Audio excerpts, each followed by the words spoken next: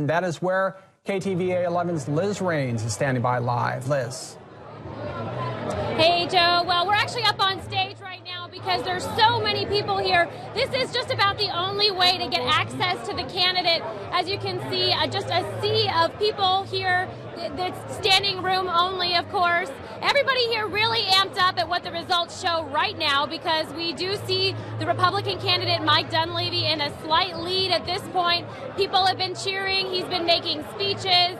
He's been coming up here talking more about his campaign, more about what he would do as governor. He just got on stage here about 2 minutes ago and talked about how he would make a sweep of the Division of Elections and how he would clean up the Division of Elections. So hoping to get a little more clarity from him on that. But he's been up and off the stage, just talking about his message, rallying the crowd here. People obviously very excited for their candidate.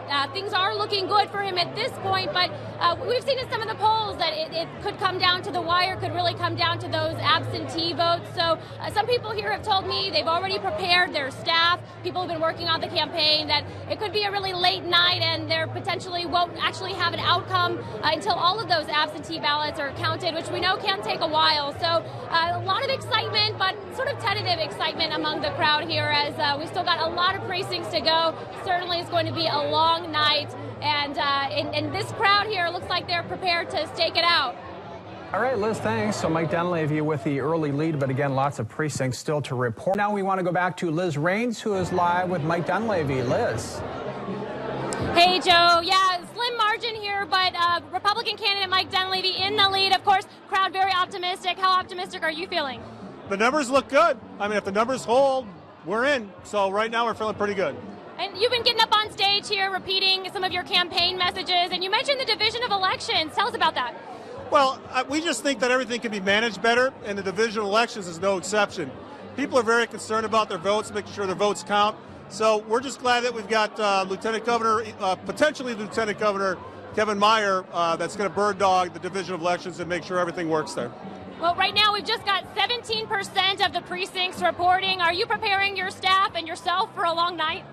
We're going to wait until the end, and it'll be at that point that we hopefully we can declare victory. But we're going to wait for more numbers to come in. But right now we're feeling pretty good. How tired are you right now? Not tired at all. This has been quite an experience, and right now I'm all pumped up. So. Yeah, sure thing. And so what is, as far as the message that you're hearing from the people here in the crowd, what piece of your campaign do you think resonated the most? There's been so many. I mean, public safety is one. The PFD issue is another. Getting our expenditures in line with our revenues. And just the whole promise of Alaska being able to produce more jobs, develop our resources, create more wealth. I think the whole package is what people found appealing. What's your first step if you're elected governor tonight? Hire the right people, make sure that we repeal SB 91 and start focusing on filling the holes in public safety, get that PFD back the way it was, and just continue to go through our agenda. All right, a lot of steps there, Mr. Dunleavy. Thanks so much. Joe, we're going to send it back to you. All right, a lot of energy out there, Liz. Thanks for that.